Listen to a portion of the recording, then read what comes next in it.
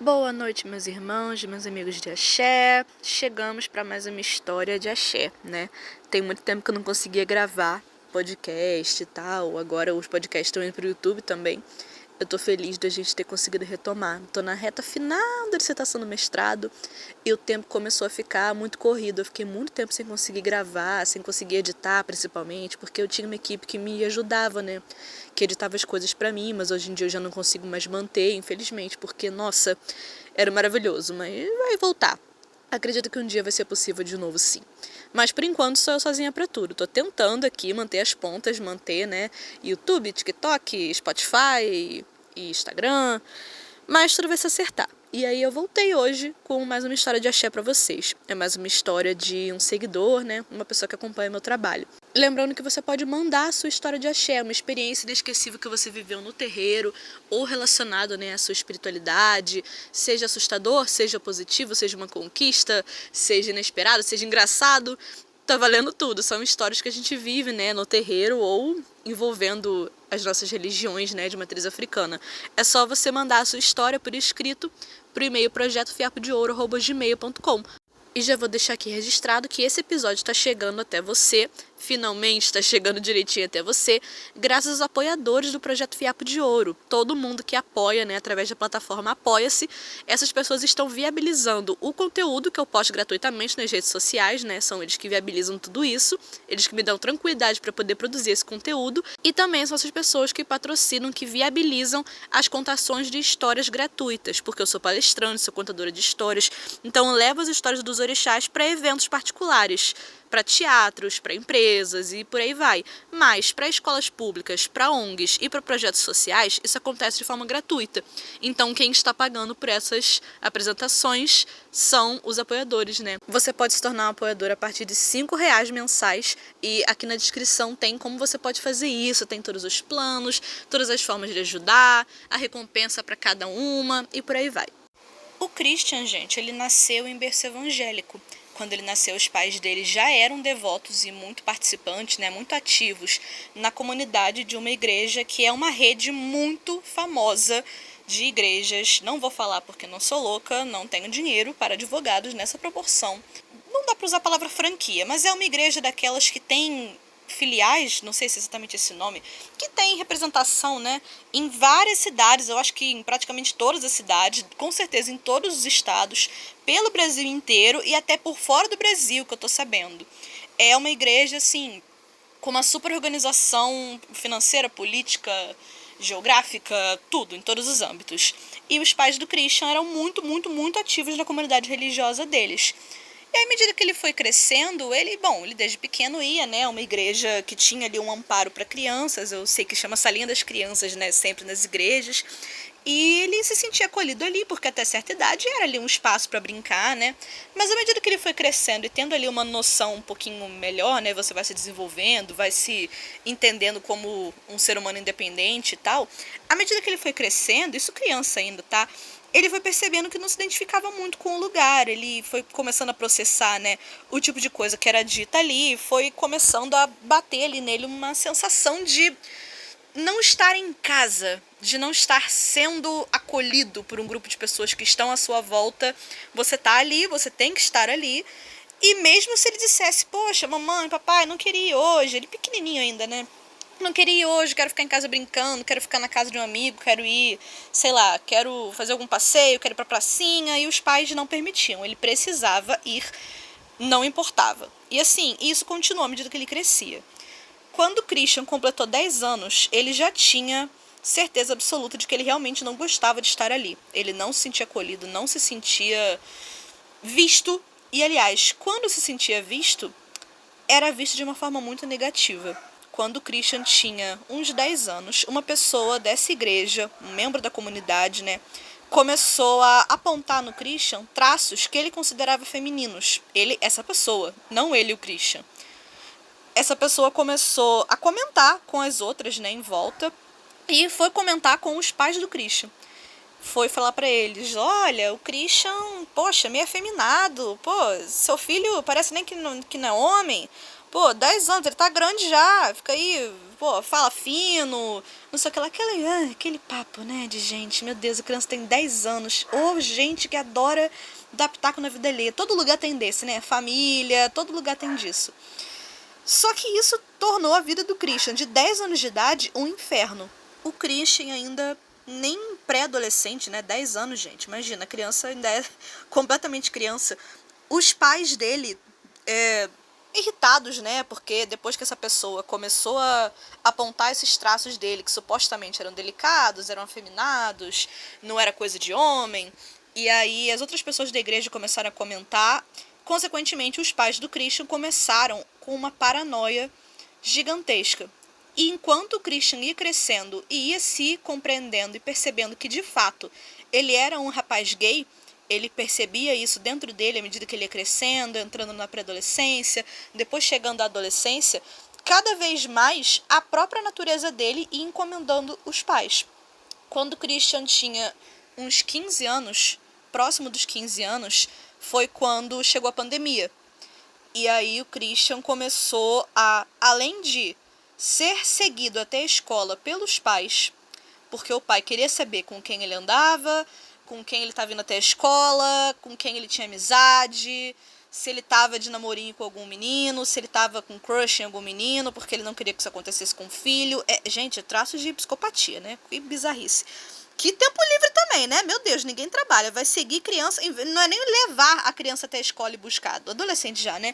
Mas não é nem levar e buscar da escola, é ir seguindo pela rua pra ficar espionando seu filho e vendo com que ele anda. Meu Deus, hein? Nossa Senhora. Ou gente desnecessária. Enfim, além disso, quando se instaurou de vez a pandemia, os pais do Christian ignoraram completamente toda e qualquer instrução de segurança dada pela saúde, pelos profissionais de saúde, pelos médicos, pela Organização Mundial de Saúde. Eles ignoraram completamente porque eles não queriam deixar de ir à igreja. Na verdade, a vida do Christian piorou ainda mais, porque ele não podia ir para lugar nenhum que não fosse a igreja. Eles até deixavam de ir para outros lugares, mas na igreja eles sempre estavam lá, ignorando completamente qualquer regra. Ninguém de máscara, ninguém afastado, ninguém nada. O Christian era obrigado a se expor, não bastava os pais se exporem e levarem, possivelmente, né, o vírus para casa. O Christian era obrigado também a se expor, era obrigado a comparecer à igreja e não podia ir para lugar nenhum que não fosse a igreja. E como ele já estava, né, com 15, indo para 16 anos, já estava se compreendendo, já entendia mais sobre si mesmo e já percebia que a igreja não era um lugar para ele, ele ouvia o tipo de comentário que as pessoas falavam para ele, sobre outras pessoas, até sobre a própria pandemia. Ali dentro ele não se entendia. E mesmo antes disso, não era a religião com que ele se identificava. E ser forçado a frequentar só piorava essa sensação. Talvez se a postura fosse outra, ainda a forma do Christian compreender fosse outra, né? Porque tudo que é feito com paciência é diferente. Mas não, ele era obrigado a estar lá. E além de tudo isso, o Christian começou a sofrer abuso em casa. O pai batia nele com muita frequência. Ele era verbalmente agredido, fisicamente agredido. Toda e qualquer aparência, traço, comportamento dele era criticado pela família, porque a família não admitia que ele fosse afeminado. Isso porque ele nem tinha falado, verbalizado para a família dele, né, sobre a orientação sexual dele. E conforme tudo isso ia se agravando, ia se tornando rotina, ia sendo normalizado pela família, porque mais ninguém falava como aquilo era absurdo, né? Como se o Christian fosse um único louco, né? Numa família em que todo mundo achava super normal você bater no seu filho, porque supostamente você acha a voz dele afeminada, os traços dele delicados, os comportamentos dele femininos. Gente, século XXI. Não bastasse tudo isso, o Christian foi afastado de todos os amigos. Porque agora, como ele não podia ir para lugar nenhum, como a escola estava fora, né, por causa da pandemia, ele não tinha contato com ninguém, não podia ter contato com ninguém, né. O celular dele era inspecionado pela família, ele não podia ter amizade com ninguém. Gente, isso é um nível tão absurdo, tão sério, tão cruel, né, de controle, de abuso, de... Nossa, eu não sei nem dar nome para esse tipo de coisa. Quando o Christian completou 18 anos, ele já estava há tanto tempo vivendo imerso, né, nesse ambiente, nesse tipo de violência, que ele já estava aprendendo, né? Olha que crueldade, gente. Ele tinha aprendido já a esconder, né? Ele já tinha aprendido nesses 3 anos de também treinaram o máximo que eles puderam, né, nesse ambiente horrível. Ele conseguia esconder a forma que ele era, ele conseguia mexer na forma que ele falava, que ele se mexia, que ele andava. Ele foi ficando cada vez mais fechado, cada vez mais reservado, não compartilhava absolutamente nada, né, sobre nenhum pensamento, nenhuma ideia, nada, foi se fechando cada vez mais. E foi aí que as coisas, né, pelo menos o conflito, pelo menos na visão dele, pareceram ir se acalmando, porque afinal, como ele já não mostrava, né, os traços que os pais dele achavam tão perigosos, tão ameaçadores, tão horríveis, aí já o conflito já era mínimo, né, porque ele não confrontava, entre aspas, né, ele não existia da forma que ele podia existir, ele não podia seguir a própria natureza dentro de casa, não podia nem aparentar seguir a própria natureza. E aí os pais dele foram diminuindo o conflito. Mas, assim, aquilo não era vida. O Christian já sabia que aquilo não era vida pra ele, não era a forma que ele queria viver, não era a relação que ele tinha a ter com os pais, ele não queria viver pisando em ovos, não queria viver controlando a própria respiração, ele se sentia sufocado, controlando o próprio tom de voz, controlando a forma que ele se mexia. Isso é tortura, gente. Nessa época, o Christian teve um sonho que foi mais vívido do que os sonhos que ele costumava ter. Ele sonhou que tinha um senhor, já de muita idade, um senhorzinho negro, que andava encurvadinho pela casa do Christian, segurando um cachimbo na mão e assoprando a fumaça desse cachimbo pela casa, e o Christian ia andando atrás desse senhorzinho no sonho. E esse senhor olhava para o Christian e falava: espera aí, apontando aí para o quarto onde o Christian dormia, né? Depois de esperar um pouquinho, ele olhava em volta e chegava uma moça linda, com o vestido vermelho todo rodado, uma saia linda e super rodada, segurando uma taça em uma mão e um cigarro na outra. E a forma que ela dançava, que ela sacudia os ombros, que ela rodava e mexia a saia, era uma coisa que o Christian nunca tinha visto, assim como aquele senhorzinho. Ele não tinha, gente, contato com absolutamente nada que não fosse a igreja e a família, ainda mais naquele momento da vida, né? Ele estava desde a infância e principalmente durante a adolescência completamente tolhido, completamente vetado de qualquer tipo de contato com qualquer coisa que não fosse a igreja, né, dos pais dele. Mas ele se interessou muito por essas duas figuras que apareciam, e no sonho, a partezinha finalzinha do sonho, enquanto ele estava olhando para essa moça linda que dançava com a taça, o cigarro, o vestido, o preto velho, o senhorzinho, virava para ele e dizia para ele: ela veio para ficar, meu filho. E ela vinha mesmo para ficar. O Christian, na época, não entendia o que significava esse sonho, né? O que eram essas figuras, ele não tinha conhecimento nenhum sobre isso. Mas ele não sabe nem até hoje explicar por quê, mas esse sonho deu para ele a coragem que ele estava precisando para fazer o que ele queria fazer há tanto tempo. Ele conseguiu enfrentar os pais, ele parou de ir à igreja, assumiu para os pais a sexualidade dele, ele passou para a Universidade Federal, que ficava na capital do estado dele. Apesar dele ter sido aprovado numa faculdade federal, a família dele, em vez de ver isso como uma super vitória, em vez de parabenizar, em vez de comemorar, eles agiram como se fosse absolutamente nada, assim. E, infelizmente, a cidade, a capital do estado dele, ainda não era longe o suficiente para ele não ter mais contato com a família. Ele morava numa cidade próxima da capital. Então, ainda assim, ele ainda estava morando na casa dos pais. Ele não ia conseguir se mudar para poder cursar a faculdade. E esse primeiro período ali de faculdade foi um baque muito grande para ele. Imagina, um menino que já estava isolado há tanto tempo, de repente dá de cara com a vida universitária, aquela quantidade de leitura, aquele volume imenso de trabalho, era muita coisa para ele lidar. Não era um curso que ele se identificava, era o curso que ele tinha entrado porque era o que ele tinha passado, que é a realidade de muita gente, né? Federal, você passa para o que você vai, gente. É o que é a possibilidade que você tem, né? O Christian foi tentar o Enem de novo. E ele passou para o curso que ele queria. Ele passou para a produção editorial na UFRJ, aqui no Rio de Janeiro, que é bem longe o suficiente da família dele. Ele passou para a melhor faculdade do país. Também foi nessa época que o Christian, motivado, né, por essa vida universitária e por ter finalmente passado para o curso que ele queria, pela ideia de vir para o Rio de Janeiro para estudar, ele publicou o primeiro livro dele. E ele fez isso completamente sozinho, porque a família não deu apoio em absolutamente nada, não comemoraram absolutamente nada, nem para falar ai meu filho, que legal, parabéns. Não ligaram a mínima. Ninguém deu bola nenhuma para nenhuma conquista que o Christian teve na vida dele. Ele sozinho escreveu, editou, correu atrás, publicou. Ele sozinho juntou dinheiro para passagem, para mudança dele para o Rio de Janeiro.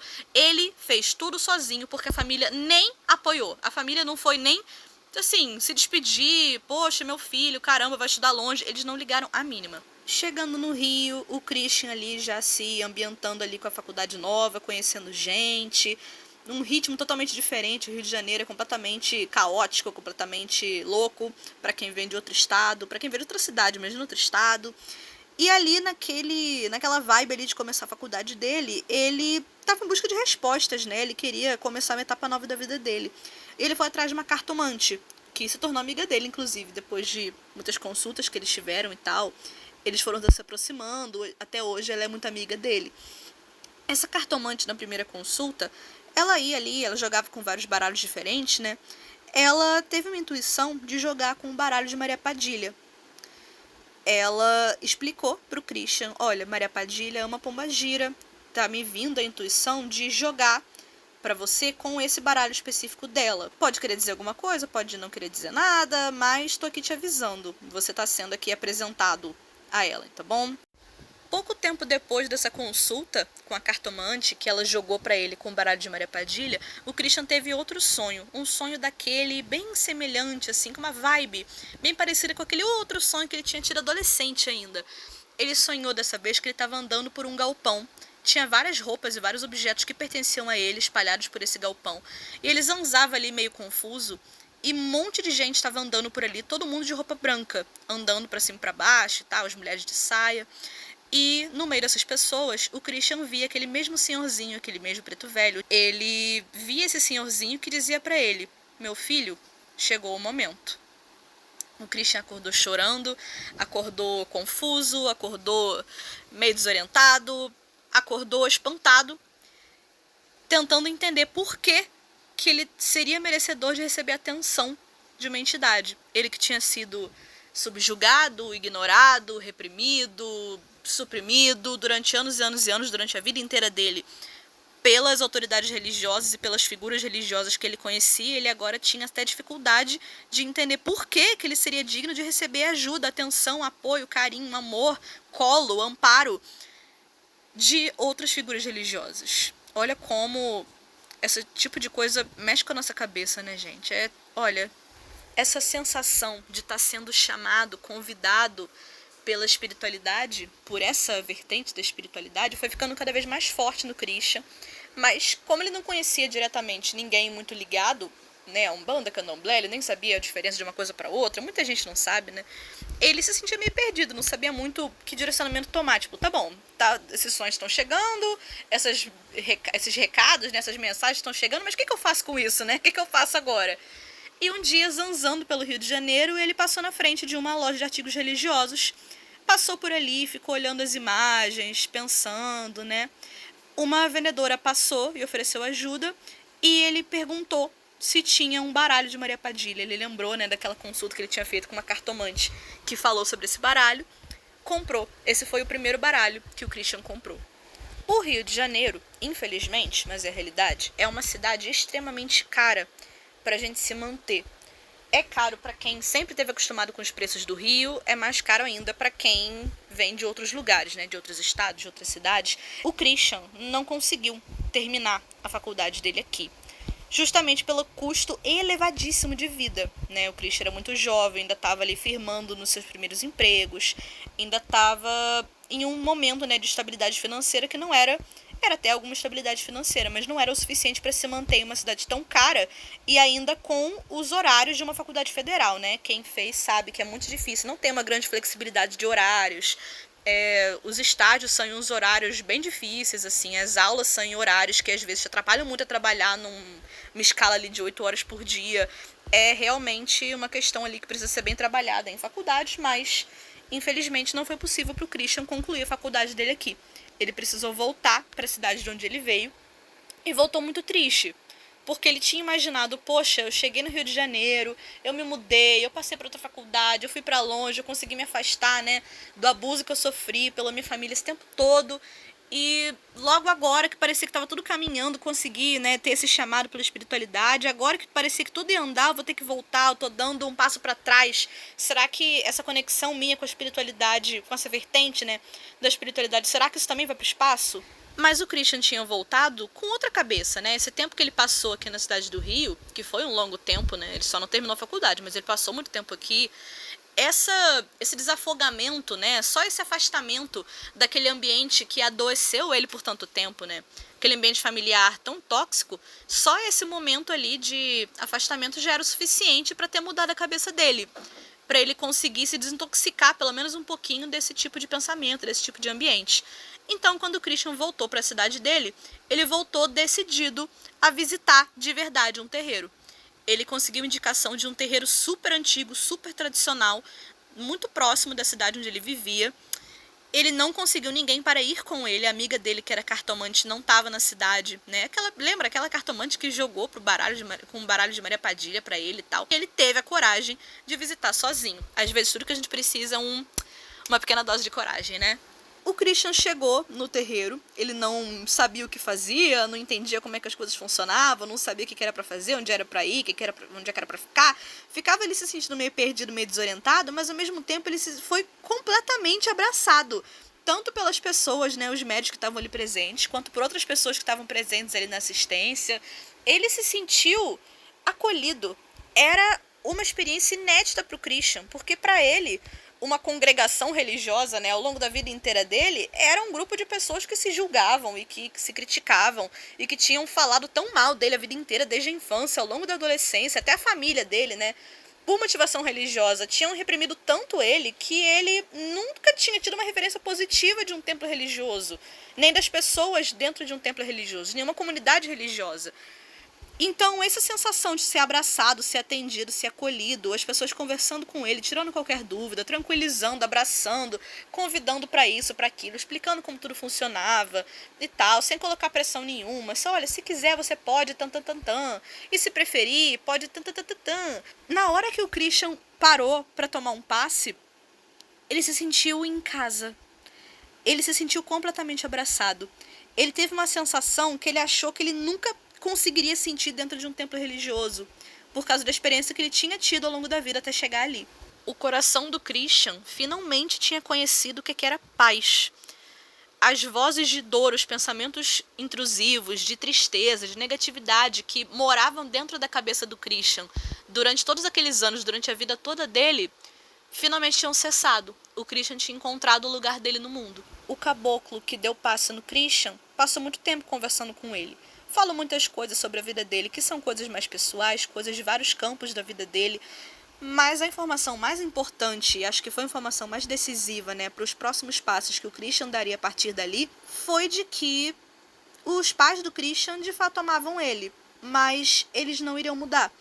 Essa era a única forma que eles conheciam de criar uma pessoa, de cuidar de uma pessoa.